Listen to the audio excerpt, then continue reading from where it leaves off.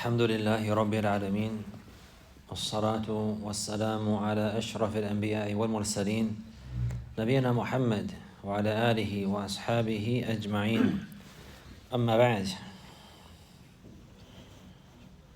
We continue in the chapter with regards to zakat al-kharij min al-ard, with regards to paying the obligatory charity on that which comes from the earth. And we have seen the issues related to the hubub wa thimar, the crops, the grains, and the fruits. And likewise, we have seen the issue of the asal, which is the honey, and that the strongest position, and Allah knows best, is that zakat is not obligatory on the honey. The zakat is not obligatory on the honey. Those who have honey farms and the likes like this, it's not obligatory, although it is recommended to give some of that for the sake of Allah whenever they gather it and collect it.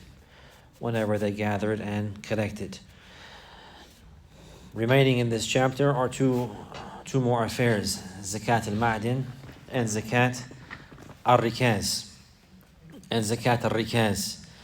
So we have the issue of al-rikaz, and the people of knowledge, they mentioned that al-rikaz huwa dafnu al-jahiliyyah ay kanzuha al-madfun fil ard. That what is intended here by al-rikaz, this is the treasures and those valuables that have been buried by the disbelievers in the times of al-Jahiliyyah before al-Islam, or by the disbelievers in general, the Jews and the Christians and the likes like this. The treasures that are buried, that are from the wealth of the non-Muslims. It's called al-rikaz. وَسُمِّيَ بِذَلِكَ لِأَنَّ صَاحِبَهُ رَكَّزَهُ فِي الْأَرْضِ أي أثبته فيها. يعني al-rikaz has similar root with the verb ركز يركز ركز شيئا في الأرض, meaning that he put it in the ground. He dug it in the ground or pushed it into the ground. So what is intended here, al-rikaz, is called al-rikaz لأن صاحبه ركزه في الأرض, because the person who owned that treasure, he had dug it and placed it in the ground. He had dug a hole and he had placed it in the ground. So this has a meaning here, similar to the linguistic understanding. But in the legislation, the rikaz is that which has been mentioned, that these treasures and these valuables that were buried by the disbelievers and then found later by a Muslim, So the rikaz, the people of knowledge, they mention it two types. نوعان. The first one, ما عليه علامات الجاهلية. علامات الجاهلية. The first type of rikaz is the one that has the signs of jahiliyyah on it. And a person who will find that treasure, and on that treasure or somewhere in those valuables, there will be signs of jahiliyyah. كالسلباني أو الأسنامي وما إلى ذلك. That there will be signs on that treasure indicating that it's from the disbelievers, like crosses, for example, or like the inscriptions of idols, or other than that, from the signs that will indicate that this wealth belonged to non-Muslims. This one here is called al-rikaz, and this is what is intended. This is what is intended in this chapter. The one who finds this, he would have to pay zakat on that. The second type is ما عليه علامات المسلمين أو لا تظهر عليه علامات الجاهلية فهذه تعتبر لقطة. The people of knowledge, I mentioned the second type is the one that has the signs of Muslims on there, and the indication that this wealth belonged to Muslims. And there are some type of signs and the likes like this on this wealth, that this was the wealth of a Muslim. Or there's no signs on it whatsoever. There's no way to identify it. Is it Muslim or not Muslim? Was the owner of this a Muslim or a non-Muslim? So the second type, either it has the sign indicating that this belonged to Muslims, or it does not have any sign or any distinguishing manner to clarify, or any way to distinguish that it is from the Muslims or not. This one, the people of knowledge, they said this is considered luqata. Luqata are those items that are dropped and left behind. Those items that are dropped and left behind, and they have a specific ruling that will come in the chapter of Al-Buyu' inshaAllah. Those items for somebody that are valuable, that somebody lost. Like somebody lost a sheep, for example, and another person found it. Or somebody lost a gold ring, for example, and somebody found it. Or somebody lost a $100 bill, for example, or $1,000 and the likes like this, and somebody found a wallet with cash in it, for example, and somebody found it. And somebody who found something valuable that was dropped and lost. That was dropped and lost. This is called Al-Luqata. And there's a whole chapter for that. That's not included here. That's not included here. So the one that's considered rikaz, the one that has zakat on it, is the one that is from those treasures and valuables that are buried, that have the signs of al-jahiliyyah, the signs of the disbelievers on them. And it's verified that this was not the wealth of a Muslim. That this was not, and Allah knows best, the wealth of a Muslim. And according to those signs. According to those signs. So the person who finds this one, there's an obligation to pay zakat on that immediately. The Prophet sallallahu alaihi wasallam said, وَفِي الرِّكَازِ الْخُمُسِ وَفِي الرِّكَازِ الْخُمُسِ. The Messenger sallallahu alaihi wasallam said, and in the rikaz, there's a khumus. A khumus is a fifth. A fifth of that value. So whatever he found, the value of that, a fifth of that must be given as zakat, and it will be given fawran. It will be given fawran immediately. Al-wajibu al-khumus fi qalilihi wa kathirihi. من غير حول. What is obligatory is to pay a fifth of that wealth, whether it's a large amount or small amount, without any hawl. There's no hawl here with regards to the rikaz. Somebody, he found some treasures worth $1,000, for example. And he saw some diamonds and some jewels, or some old coins of the disbelievers. There's signs of these old coins of the Europeans, for example. And then whenever he found them, he found out that these valuables here, they're worth $1,000. They're worth $1,000. He'll give a fifth of that immediately in zakat. He'll give a fifth of that, is due immediately, without any hawl. And Allah knows best. وَفِي الرِّكَازِ الْخُمُسِ. This hadith is muttafiqun alayhi. It's from the hadith the author he mentioned. Yani in Umdat al-Ahkam, we take them inshaAllah in more detail. Any of those specific narrations whenever we begin reading the book again. Bi-idhnillahi ta'ala. So this is al-rikaz. The last issue here is zakat al-ma'dan. Al-ma'dan is zakat al-ma'dan. The ma'dan, it is the people of knowledge that say, huwa kullu ma kharaja min al-ardi mimma yukhlaqu fiha min ghayriha. Mimma lahu qima. That the ma'dan, what is that? Or the ma'din, what is that? Is everything that's created in the earth that's not from the earth, that has value. This is called the ma'dan. Yani the things that are created in the earth. They're created in the earth, but they're not from the earth, meaning it's not dirt. There are other elements that are created in the earth that's not dirt, and it's not from the earth, like this, and it has value. Like hadid. Al-hadid and the yaqut and the likes like this, these things like this, and the kuhul, these things like this, and the dhahab and the fidda, the gold and the silver, and the iron, and these different ores, and likewise and nift, the petroleum oil. All of these things are things that are found in the earth. They're created in the earth, and they're not from the earth. They're not dirt. They're created in the earth, and they're found there. And they're valuable. These are those issues. Likewise, Az-Zabarjad, what is that?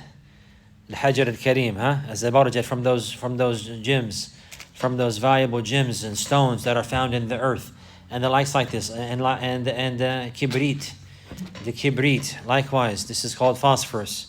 The phosphorus, that red stuff they use on the matches, that's valuable. This is found in the earth. And this one is all considered here. From examples of that. So this is what we're discussing now, these affairs here. يعني كل ما خرج من الأرض مما يخلق فيها من غيرها مما له قيمة. So everything that created in the earth, and it's not from the earth, that has value. And it's not from the earth, meaning it's not dirt, it's not sand.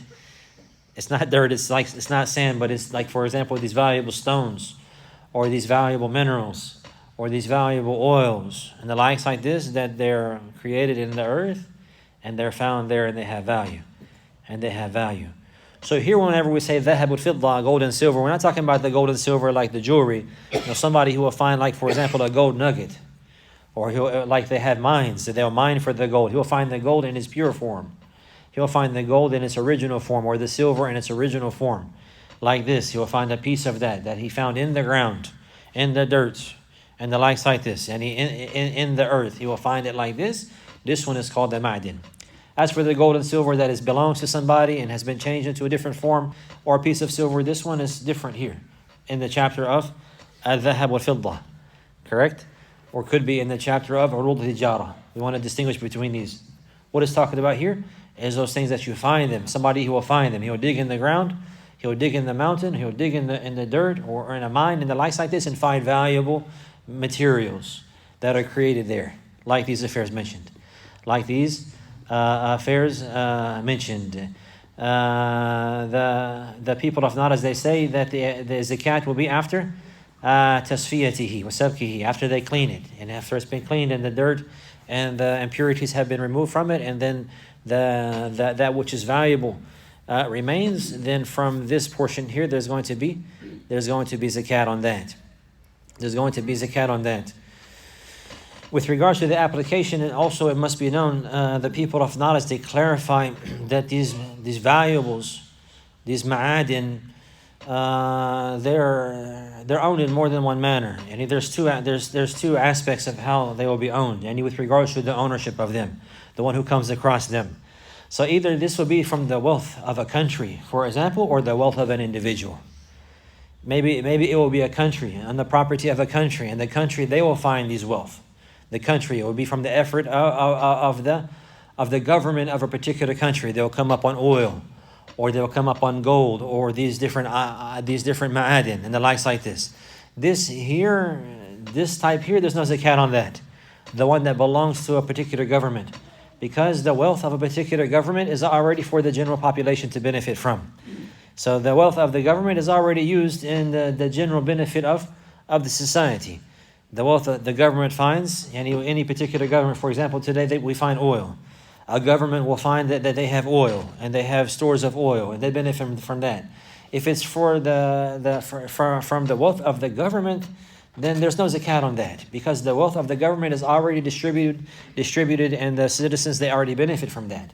And the government is already maintaining the affairs of the society and the economy of the society, and the roads and the businesses and so on and so forth. All of these affairs are under the command and paid for and governed by the government and the financial affairs of the government. So these issues here will not have zakat on them, because they belong to the government, and the affairs that belong to the government are already for general benefit and general usage. As for if an individual he found the likes of these affairs, now there will be zakat on them. An individual, for example, he has land. An individual, he has land. On his land, he found oil. On his land, he found oil. On his land, an individual, he'll pay zakat on that. Any Muslim. Or he found gold, or he found these other items that are valuable. He's the one who will pay. He's the one who will pay. He will pay zakat on that. He was the one who will pay zakat on that. And the people of Naras, they mentioned likewise that, wallahu alam, with regards to the ma'adin, they must reach the nisab. The qima of them must reach the nisab. Some of the people of knowledge have considered the ma'adin to be like the rikaz. Some of them have considered the ma'adin to be like the rikaz. And from looking at it from this aspect, there's no hawl on it. And from the aspect that it's rikaz, because it's something that came from the earth. Because it's something that came from the earth. So therefore, there's no hawl on that. And there's no nisab on that, likewise. And then others, they look at it from another aspect that is similar to the gold and the silver. That is similar to the gold and the silver. Because it's something that came from the earth. It has a value like the gold and the silver. It has a value like the gold and the silver. Any the aspect of the gold and the silver, so therefore you will consider it by its value. And if it reached the nisab, then you wait for the whole. You wait for the whole. And this is what a number of the scholars, they have mentioned with regards to this, from them Shaykh ibn Baz. And he has mentioned that the person who has the ma'adin, he found the ma'adin that before the zakat, and that it must reach the nisab. And likewise, the whole must go around that. And the qima, the value of that much reached the nisab. And likewise, this is the position of Shaykh Sulaiman al-Ruhaili, Hafidhahullah ta'ala, because of the narration of the Prophet sallallahu alaihi wasallam, لا زكاة في مال حتى يحول عليه الحول. And this is a general principle, and from this narration, that there's no zakat on the wealth until the year has passed while it's in the possession of the individual. So with regards to the general understanding of that, then this is the case. And that which one he will give from that is rubu ushur. And this is in considering it to be similar to the zakat of the dhahab and the fidda. You give a quarter of a tenth, the same amount. As for those who consider it to be like the rikaz, then of course they'll give a fifth. But Allah knows best. As I mentioned, the position of Shaykh Ibn Baz, Shaykh Sulaiman al-Ruhaili, is that there's a condition in much reach the nisab, and likewise the whole must go around that, on the qima. And then if that's the case, then he will pay rubu al-ushur. And this is the last issue with regards to al-amwal az-zakawiyah, the last issue that we discuss with regards to al-amwal az-zakawiyah. So we have taken a number of important details with regards to that. Some of these affairs, they may relate to us directly, from these amwal az-zakawiyah, from these rulings, especially with regards to the currency, the gold and the silver, and the issue of the currency, and the likes that was mentioned there, and also especially with the issues of the items that are prepared for selling. But maybe many of us, the issues of the animals and the rulings related to there will not specifically be applied for them in their lifetime, and likewise for the crops. But the benefit that we have from that, even if we were not to apply this affair, is to know the great details of our religion, and to have greater insight into the law of Allah subhanahu wa ta'ala, to see the perfection of that and the completion of that, and that there's nothing that comes up or goes down, and there's nothing that comes up from the ground or goes down from the sky, except there's a law for that, there's a ruling for that, and that Allah, He is the provider and He is the sustainer, and He sends the rain from the sky, and He causes the seeds to split, and there's not a seed that splits except there's a law for that. Is there zakat in that or not? Is there an obligation for a person to pay for that or not? And if so, how much, and when, and how, and to who? And all of these affairs have been clarified in great detail. And likewise, Allah, He created the animals and provide for them. And He clarified the law with regards to that. Some of them, there's a zakat in that, an obligatory charity for those who have them, and others there's not. So this is a clarification of the beauty of Al-Islam and the perfection of Al-Islam. And just as Allah Azza wa Jal, He has mastered the creation. أَحْسَنَ كُلَّ شَيْءٍ خَلَقَهُ. He mastered everything that He created, subhanahu wa ta'ala. Likewise, He has mastered the legislation. The legislation is the legislation of the Most Wise, subhanahu wa ta'ala. Subhanahu wa ta'ala. كِتَابٌ أُحْكِمَتْ آيَاتُهُ ثُمَّ فُصِّلَتْ مِنْ لَدُنْ حَكِيمٍ خَبِيرٍ. Naam. That this is the law of Allah. It's mastered, and He is the Most Wise, subhanahu wa ta'ala. So now we begin the issue now, which is also very important, and definitely related to anyone who will be paying zakat, and it is the issue of ahlu zakat. Ahlu zakat. Man huwa ahlun li yu'ta az-zakat. Who is the one who is qualified to receive the zakat? So this issue here, the people of knowledge, they have considered ahlu az-zakat. Ahlu az-zakat. The word ahl here, what does it mean? It means mustahiq. Mustahiqu az-zakat. Those people who deserve zakat. And this is a benefit here that sometimes a person, maybe he will learn the Arabic language, and he will, if he's not careful, he will not realize the richness of the language. And that one word could have a number of meanings, and they change according to the context. So the word ahl, many times a person, as he's learning, he will learn that means family. Ahl, kayfa ahluka. And from the first things a person learning the Arabic language, he will learn the likes of this. That ahl, it means family. قُوا أَنفُسَكُمْ وَأَهْلِيكُمْ نَارًا. And it means that. But in other contexts, it means something else.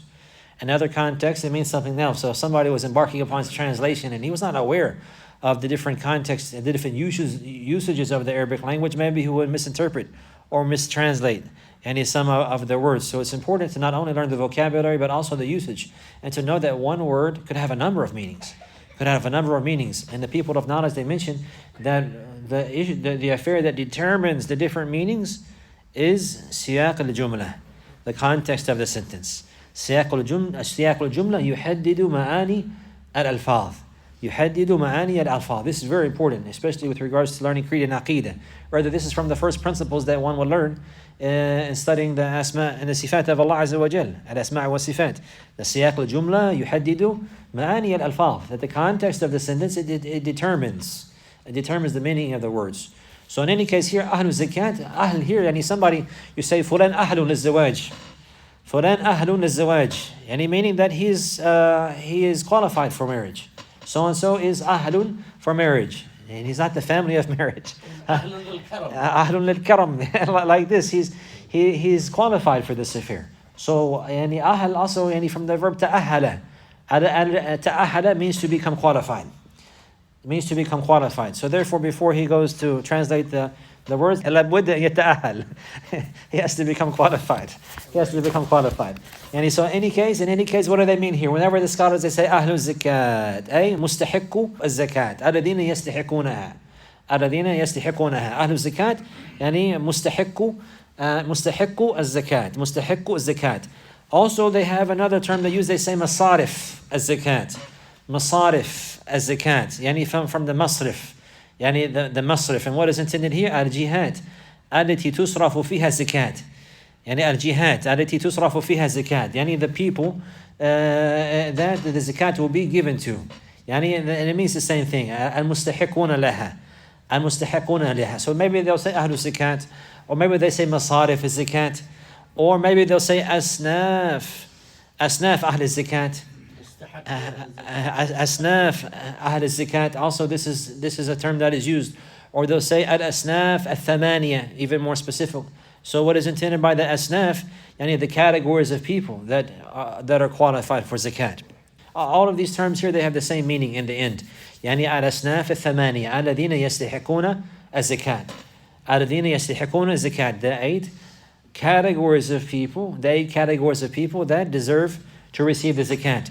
And this is very important, because if somebody gave the zakat to somebody who does not deserve it, it will not be accepted. Even if he did that upon ignorance, he didn't know.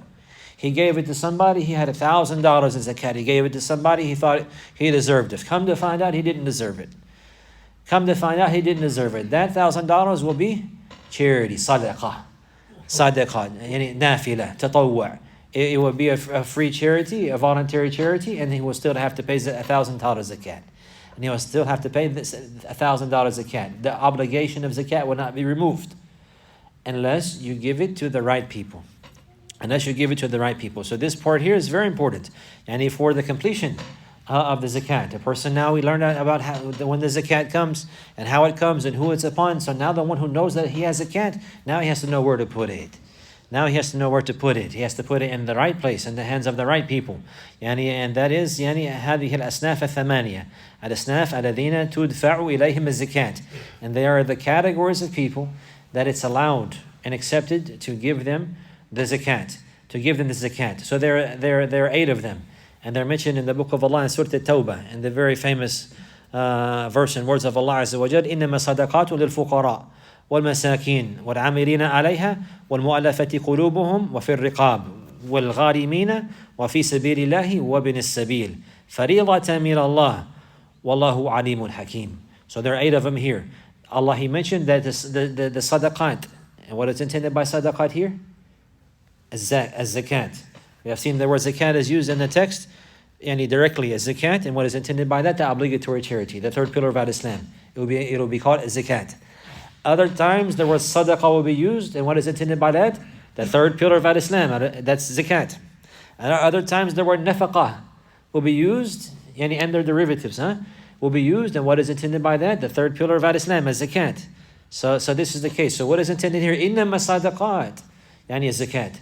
That zakat is only for al-fuqara, the poor, والمساكين, the needy, والعاملين عليها, and those who work in collecting and gathering and storing and protecting the zakat, والمؤلفة قلوبهم, and those who we want to soften their hearts and bring them close to Islam, or to not harm the believers, or to strengthen their faith, and the likes like this. وفي الرقاب, and in freeing slaves. والغارمين, and those who have debts, and paying the debts. وفي سبيل الله, and in the path of Allah. وابن السبيل, and the wayfarer, فريضة من الله, an obligation from Allah. والله عليم حكيم, and Allah, He is the all knowledgeable and the most wise. And Allah, He is the all knowledgeable and the most wise. So these are the al-asnaf al-thamaniya, and these are ahlul zakat. These are masarif al-zakat, like this. These are the people that deserve the zakat, and then it's allowed to give them the zakat. And if a person, he gave the zakat to them, it will be accepted from him. If he gave it to somebody else, it will not be accepted from him. This is important. So we study each one of these, inshallah, in brief detail. But before that, there are any issues to know. The scholars that say, وَلَا يَجِبُ تَعْمِيمُ الْأَصْنَافِ الثَّمَانِيَةِ. It's not obligatory for somebody.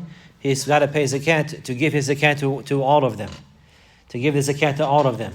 It's not an obligation that all 8 categories of people receive the zakat from one person, or from the people. Rather, it would suffice to give it to one of them. And it's allowed to give it to a number of them. It's allowed to for example, to give some to a poor person and the rest of it to pay a debt. And along with the details that we take, inshallah. But it's not an obligation to give everybody the zakat. And it's allowed to give one, and everybody meaning all one from every category. It's not an obligation to do that. And it's allowed to give only one category of people the zakat, and it's allowed to separate it amongst them. And the issue here that determines this will go back to the maslahah, that which is most important. It's allowed. But this is going to go back. Al-Hakim fi hada al-maslahah. And then what was going to determine which one should do, it will be that which is most beneficial for the poor people. So now we discuss this here. So it's not allowed to give it to other than them. So these people, they're going to have specific qualities. They're going to have specific characteristics, and there's details under each one. And this is the case. So Allah subhanahu wa ta'ala, He began with al-fuqara wal-masakin. And these are 2 categories, but they're very similar. Al-fuqara wal-masakin. The fuqara, they're considered the poor. And the masakin, they're considered the needy. There's an issue that gathers them together, and that is that they لا يجدون كفاية السنة. لهم ولمن يعولون. They do not find enough wealth to suffice them for the whole year. Them and their families. Them and those under their care. So both of them are like this. The faqir and the miskin, both of them do not have enough to suffice them their whole year. Enough for them and those under their care. So when we're talking about the faqir and the miskin, we're talking about the one who does not have enough to suffice him. But whenever we say him, we're not just meaning him himself, we're meaning him and everybody who he has to spend on. Him and everyone that it's an obligation for him to spend on. If he has a wife, it's obligatory for him to spend on her. If he has 2, 3, 4 wives, it's an obligation for him to spend on them. If he has sons, if he has daughters, it's an obligation for him to spend on him. He has other people under his care. He has children from his wife has children, for example, or he has people that are adopted. They're people that under his care that they are waiting for him to spend on them. He's their guardian. He's their guardian. Or even people that have their parents, their mom and dad living with them. They're old, for example, and now they're living with them under his care. These are all people under his care. So he has to have enough for himself and for them. If he has enough for himself and from them, he's not considered miskin nor faqir. But the one who does not have enough for himself and for them for the whole year, then this person, he's considered either faqir or miskin. So we understand now the general issue of the The fuqara and masakin, what is it that brings them together? They do not have enough for them and their families, those under their care, for one whole year. For one whole year. So there's a difference between the two. One of them is more severe than the other. So the fuqara, they're more severe than the masakin. So to summarize briefly, the fuqara, they do not have enough they do not find, either they have nothing, they have none of their needs, he's considered faqir. Or even if he has something. He has less than half what he needs for the whole year. He has less than half what he needs for the whole year. And so he would look at his year. How much does he spend in the year? How much does it require for him and his family to fulfill their needs? For him to pay his rent, and for him to pay his electricity and his water and his food and his drink and everything that is required for living, the essentials of life. Then he would look for what is it required for a year. Maybe a person, he will look from month to month and add that up. This month, and generally every month, how much does it require for him and his family? He needs 7,000, for example, to pay everything for his family and to get by. For example. So then he will multiply that by 12, and this is what he needs for the year. If he has half of that or less, he's considered faqir. If you look at what he's supposed to have and what he needs to have, and he has less, this person, he's considered faqir. As for the one who has half or more, but he doesn't have what he needs. He has half or more of his yearly needs, but he doesn't have what he needs total. He's considered miskin. Maybe you have more than half. Maybe he has 2/3, for example, but he doesn't have all that he needs. He's still, in the end, he's coming up short. This person is considered miskin. So this is the general understanding that we want to see with regards to this. So both of them are needy. One of them is more severe than the other. And it goes back to the faqir. Either he doesn't have nothing, and it's very clear.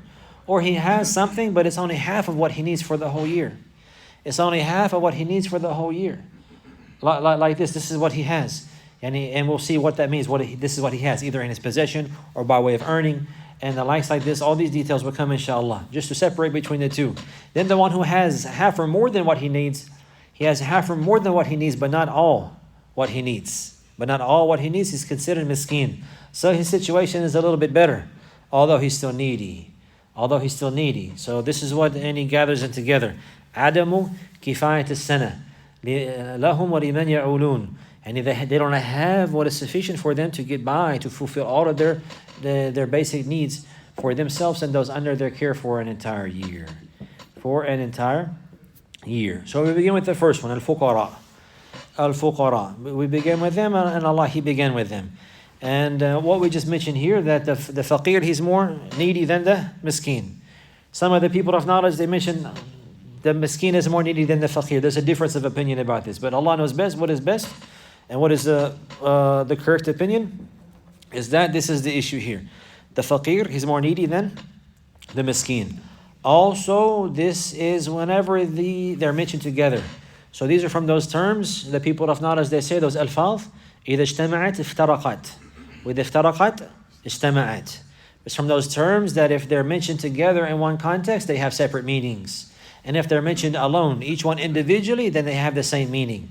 So if we see the word faqir mentioned by itself, then it would have the meaning of miskin.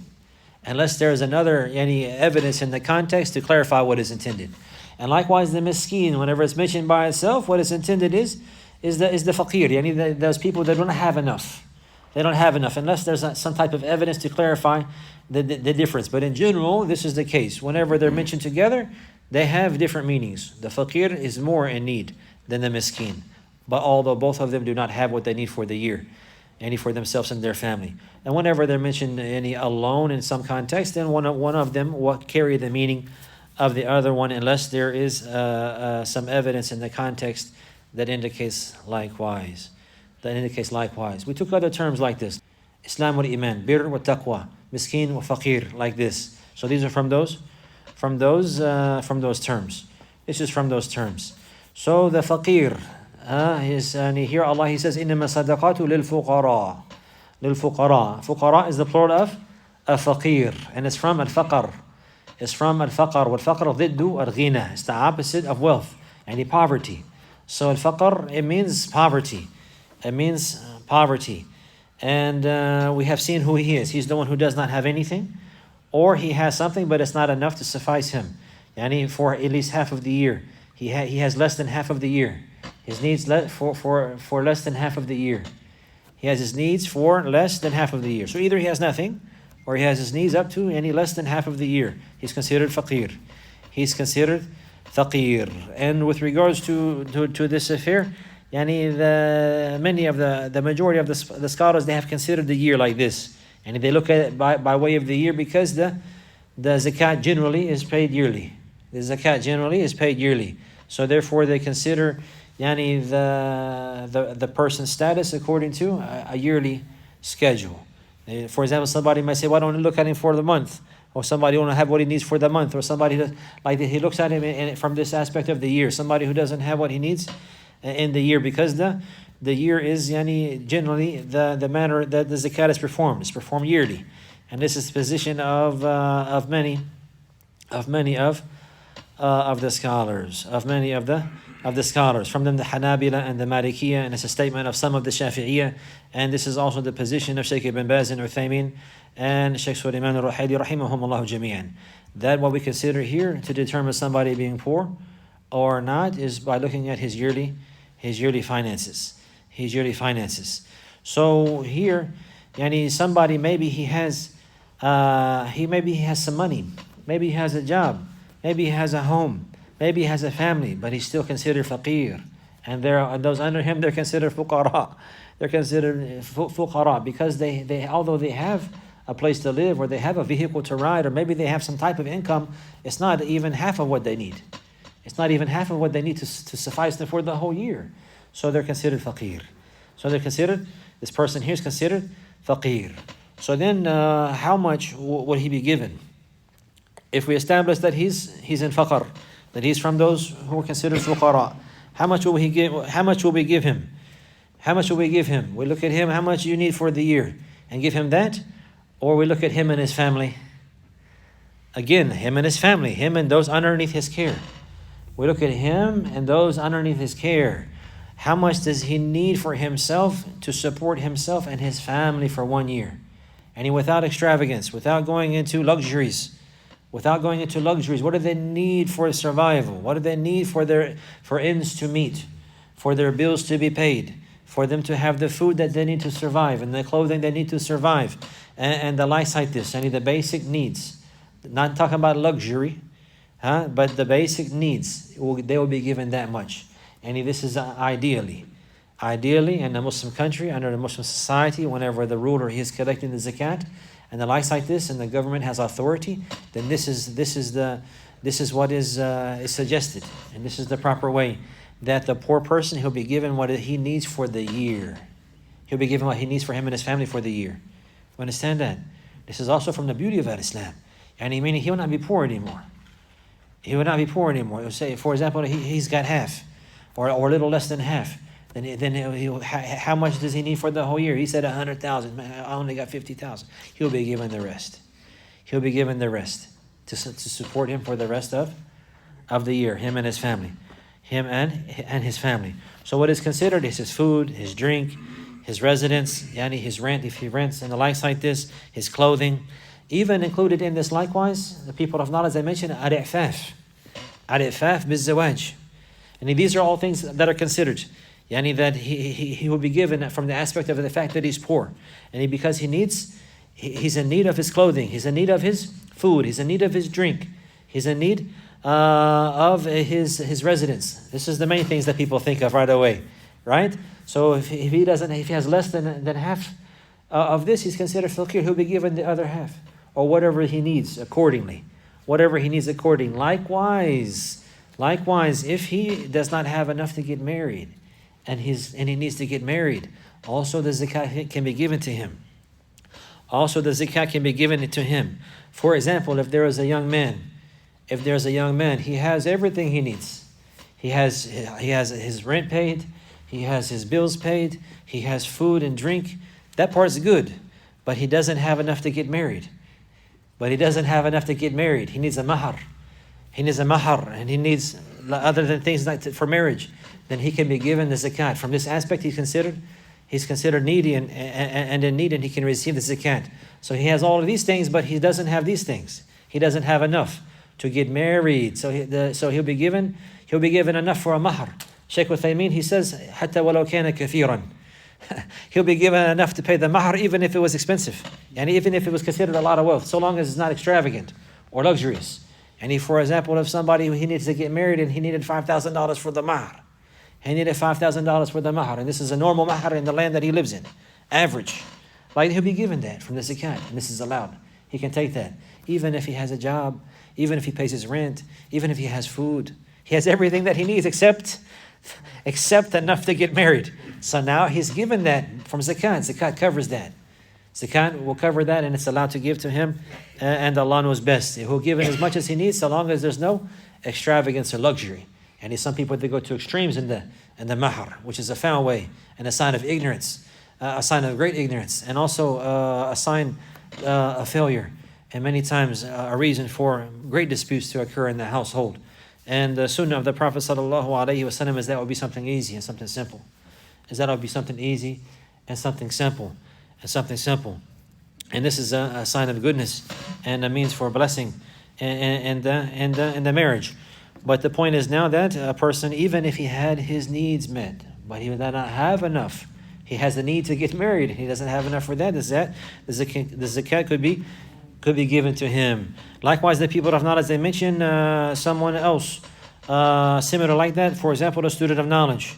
A student of knowledge, for example, maybe he has all of his needs met, but there are particular books that he needs. There are particular books that he needs. And he's somebody, he has his bills paid, for example. He has his food and his provision for him and his family. But there's particular books that he needs. And he needs them for seeking knowledge. Not to build a library, but any specific books that he's in need of with regards to his studies. It's allowed to give him the money for those books from the zakat. And what are we talking about now? Those people who is allowed to give them zakat. If you give them the zakat will be accepted. And somebody could give charity to a poor person or to a rich person. He could give a gift. He could give charity to a poor person and a gift to a rich person. This is allowed. We're not talking about that. We're talking about who you can give zakat to, and if you do, it will be accepted from you. You understand that? This is the point here. So we're going to save the questions for the end. Barakallahu fikum. Save the questions for the end. So again, the people of knowledge, as I mentioned, a student of knowledge. For example, he has his bills made, his bills paid. He's not needy from this aspect, but he's in need of particular books. The people of knowledge, not in order to build him some nice library. Not to build him some nice, this book is nice to have, No, there are particular issues that he needs, books that he needs for his studies, and the likes like this, it will be allowed to give him from this aspect. And he will be allowed to give him from this aspect, and Allah knows best. And this is also from the fatwa of Shaykh Al-Islam ibn Taymiyyah, and also mentioned by a number of the people of knowledge from them, Shaykh Uthaymeen, rahimahullah ta'ala. Shaykh Uthaymeen, he mentioned if you're allowed to give for the nourishment for the body, then how about the nourishment of the soul? Yani he needs these affairs in order for to complete his studies. And this is something that people of knowledge, they mention. It has come in Ar-Rawd al-Murbi'. Ar-Rawd al-Murbi' is one of the explanations of Zad al-Mustaqni' from the Fiqh al-Hanbali. And this particular work, it has a beneficial commentary by Shaykh Abdurrahman ibn Qasim, rahimahullah, an-Najdi, rahimahullah, and he has some commentary on this. In that text, it's mentioned that a person وَإِن تَفَرَّقَ خَادِرٌ عَلَى التَّكَسُّبِ لِلْعِلْمِ لَا لِلْعِبَادَةِ وَتَعَذَّرَ الْجَمْعُ أُعْطِيَهُ. Yani he mentioned that if a person, he was able to earn a living, this is also considered in the chapter of zakat, and the fact that he's able to earn a living. So this is considered, would he be considered poor or not? He said he don't have no money, but he's strong and he's healthy. Would he be considered poor or not? And if he has the ability to earn, then this is going to be considered. We wouldn't say, he's poor. We say, no, he's lazy. The point now, and we'll talk about that inshallah in more detail as well. But the point now is here they say, the people of Allah, they say, if a person who is able to earn a living, he freed himself up for seeking knowledge, not for ibadah. He's freed himself up to seek knowledge, and he dedicated all of his time and efforts to seeking knowledge, not for ibadah, not for ibadah, and it's not able for him to gather between earning a living and seeking knowledge at the same time, then he could be given from the zakat. Then he could be given from the zakat. Shaykh Abdurrahman ibn Qasim rahimahullah ta'ala, he says, أي تأذر الجمع بين التكسب والاشتغال بالعلم أعطي من الزكاة بقدر حاجته لاشتغاله بالعلم. And he meaning that the person who is not able to gather between seeking knowledge and seeking a living, and he is completely engaged and occupied in learning and teaching, then it's allowed to give him from the zakat according to his needs. According to his needs, because of him being preoccupied and busy with the knowledge. بخلاف العبادة. This is contrary to worship. بخلاف العبادة. Contrary to worship. And he said, والفرق بين العلم والعبادة تعدي العلم وقصور العبادة. And the difference between the knowledge and ibadah is the fact that the person who is engaged in knowledge, then he will be benefiting himself and others. And those who are engaged in worship, they're only benefiting themselves. Based upon that, if we were to see an individual, we know him, and he's from those people that love. What is known from him is that he's dedicated to worship. He's from those people who are devoted to the obligations and even the non-obligatory affairs. And he's from those who love to fast and love to stand in the prayer and the likes like this. And he said that, you know what, I want to fast every other day, the fast of Dawood. And I want to stand in the night prayer all night long. And if I do this, I'll be so tired I will not be able to earn a living properly, so I can take from the zakat. What will we say about that? This is not allowed. This is the point that he made here. لِلْعِلْمِ لَا الْعِبَادَةِ. He'll be given for the sake of knowledge, if he's busy with knowledge, not if he's busy with ibadah. Because the knowledge, he will benefit others. And the ibadah will only benefit himself. And the origin is that a person, he will seek a living. That is that he will seek a living. He will earn his own livelihood. That he will work with his hand. And that he will learn a trade. And he'll be busy and need to earn the living for himself and for his family. And seek the aid and the help of Allah Azza wa Jal. The only reason it's allowed here to seek knowledge is because that this person, if he's going to devote himself entirely, then this will definitely get in the way. And the one who truly wants to benefit from knowledge, and the people of knowledge, they say, إِذَا أَعْطَيْتَهُ كُلَّكَ أَعْطَاكَ بَعْضَهُ. That the knowledge, if you give knowledge all of yourself, it'll only give you some of it. And so the knowledge requires like true dedication. True dedication. The people of knowledge, they wake up with knowledge and go to sleep with knowledge. And all between that, there's knowledge. And those who are true and in their search for knowledge. And then in between that, they do nothing but benefit the people. From the greatest examples of that is Shaykhuna Shaykh Abdul Muhsin Al-Abad, Hafidhahullah Ta'ala. He spent the last 49 years, 6 days a week, and he was almost never absent, teaching in the Prophet's masjid every day after Maghrib. Teaching the sunnah of the Prophet and spreading Al-Aqidah-Salafiyah. And his whole life was in knowledge. And all throughout the day he's reviewing and preparing for the class. And all throughout the day he's reviewing and preparing for the class. And then after that it's class time, clarifying the affairs and benefiting the ummah in this manner like this.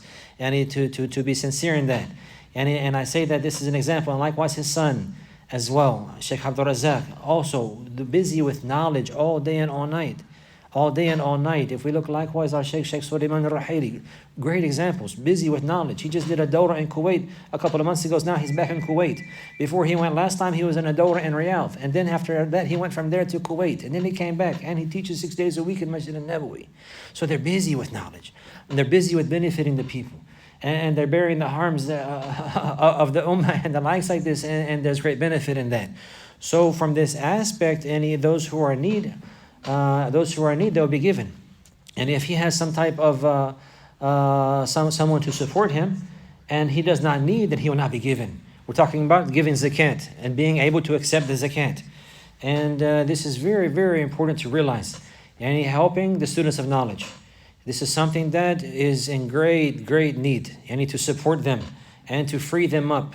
To free them up so that they can dedicate themselves to learning properly and to teaching properly. This is something that we need, especially in the societies in America. But along with that, also those people who are going to think about this, they need to be very careful. Because there are many people who ascribe to seeking knowledge and they are troublemakers. And they are not really strong and diligent in that. And they're already wasting their time before they have money. And they're already causing much trouble before they have somebody supporting them. And if they were to be supported, they'll only be a means to bring more fitna and more trials. And many times this is the case. Wallahu al-musta'an. So to support a student of knowledge, this is something praiseworthy and good. But make sure you know him. Make sure you know him. Make sure you've seen from him good manners and conduct, the good creed and methodology, and also you know from him diligence. And what is apparent from him and what is in the hearts of the people is with Allah. But what is apparent from them is that they are sincere and truthful. If you see one like this, you support him. You help him. If you can send him to Egypt to learn the Arabic language, you send him. If he's already there, give him money. Give him money even from your zakat if you can. Even not from the zakat, from the charity. And my point now is to not only about the zakat, he can receive zakat. Don't help them. To help them. And this is something that's very, very, very important. And the different masajid, they need to realize this. The different masajid, they need to realize this. And alhamdulillah, they should take Masjid al-Tawheed as an example. Because this is something that this masjid has been aware of, apparently. Supporting the students of knowledge until they're free. Until they're free to take care of and to handle the problems of society. Doing marriage and doing divorce and doing counseling and teaching and educating the youth and the elders. Any of these things require time and require effort, preparation. One class maybe requires 7 hours of preparation, reading. And the likes like this, so depending on the subject, depending on the topic, or somebody he needs a fatwa, somebody he needs an issue, and maybe you have to look for his issue and dig and find the ruling for him, and it will be taking time and taking effort, and the likes like this. So these affairs need to be established, and if they are, you'll find much good in that community. Alhamdulillah, like we have seen here. So my point is now, these other masajid, they need to realize this. Many people, they build masajid, and then they say, we need an imam. We need an imam. No, you need to provide that. They need to work, and they need to send somebody who appears to be truthful to them, and who appears to be honest from them and diligent to them, and send him to go learn, and pay for him to go learn, and help him to go learn. And when he comes back, to support him likewise so that he can teach. And every community needs this. Some people right now, they're contacting me, and they're saying, oh, do you know anybody who can be an imam? And they can't support him. They want the band to come back and be an imam in their community and lead them in prayer 5 times a day and give them a khutbah and then teach them in between that and then do all of the other requirements that's upon him and also go to work and get his own money and pay for his own rent. This is very difficult in these days. This is very difficult in these days. So the fact that a person, he would dedicate himself to that, then you take care of that and then he will bring good to the community. But the point is now, again, going back to the foul issue of this, is that some people, they want that. And if that ever appears from somebody, he will be left. He will be left. They want that. They want to have money. So to take money from the people in order to teach, this is allowed. But to teach in order to get money, this is haram and foul. Haram and foul. So to be able to distinguish between this is very important.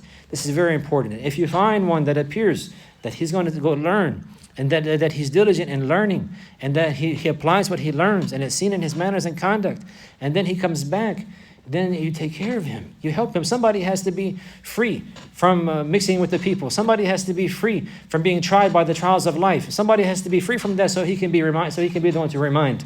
So he can be the one to admonish. So that he can be the one to research. So he can be the one to teach. So that he can be somebody in this society, especially, we have to free individuals up for this. Free individuals up for this, that they will be able to admonish us. They'll be able to remind us. They'll be able to teach us. They'll be able to educate us. They'll be able to cultivate us. This is something we have to think about, especially in America, especially in our societies. In this state, in that state, even in here, the brothers in Atlanta, they have masajid, but you need to have an imam. You need to have an imam. You have to be able to take care of him. You have to be able to free him up so he can be your imam. You can't expect him to be the imam and he's going to do all of these responsibilities, and at the same time he's going to go out here and he's going to go out here and he's searching for a living. This is very difficult, especially in these days, especially in these lands. Especially in these days and especially in these lands. So Allah knows best. Those people who are truthful, they're few. But if we find them, we take care of them. This is my point. We take care of them and we help them and we support them. Abdullah ibn Mubarak, rahimahullah, he died in the year 181. One time he was reprimanded by the people. They said, we always see you giving your charity and sending your zakat to all these faraway lands, and you never take care of the people here. You never take care of the people here. He says, I know people in this land and in that land that if they were to not have any provision, then the sunnah would die and the people would remain in ignorance. So I send it over there because they are the people that support their religion. And so he would put his money in the proper place. And those lands were in the hands of people that would benefit the ummah. And this is something to recollect and to realize. هذا وصلى الله على نبينا محمد وعلى آله وصحبه وسلم.